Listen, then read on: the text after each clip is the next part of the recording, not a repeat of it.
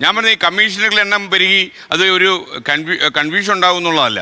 അതിനേക്കാളും ഒരു ചേരിതിരിഞ്ഞ് യുദ്ധം ചെയ്യേണ്ടവരാണോ പുരുഷനും സ്ത്രീയും? നമുക്കുണ്ടായിരുന്നത് ബ്രിട്ടീഷുകാർ തന്നൊരു നിയമസംഹിതയാണ്. എന്നാൽ ഇന്ന് നമുക്ക് നമ്മുടേതായ സംഹിതയുണ്ട്.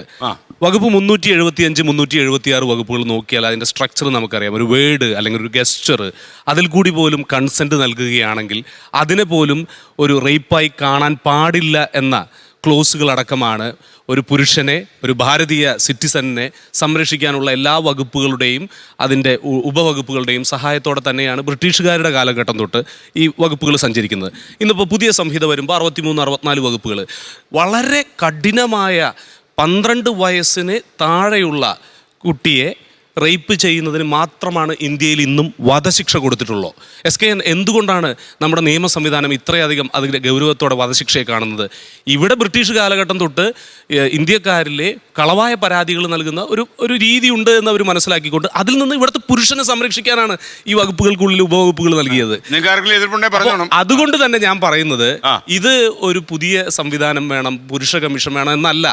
ഇവിടെ നല്ല നിയമവ്യവസ്ഥയിലെ ഒരു സ്ത്രീയുടെ വ്യാജ പരാതി കിട്ടിയാൽ അതനുസരിച്ചിട്ട് ഒരു ജുഡീഷ്യൽ റിമാൻഡിൽ 14 ദിവസത്തെയോ 30 ദിവസത്തെയോ അത് ജയിൽ സന്ദർശനമേ ആയി കാണേണ്ടതില്ല. ഇവിടുത്തെ മാധ്യമങ്ങൾക്ക് ഒരു പങ്കുണ്ട്. We are the guest of the magistrate, we are just going for a judicial remand.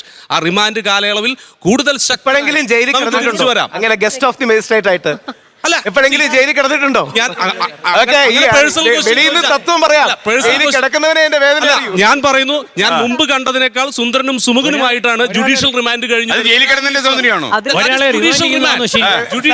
അല്ല, അദ്ദേഹത്തിന്റെ കാൽപ്പനികത. ജനങ്ങളെ തെറ്റിദ്ധരിപ്പിക്കരുത്, ജനങ്ങളെ തെറ്റിദ്ധരിപ്പിക്കരുത്. Judicial remand is different from conviction in jail.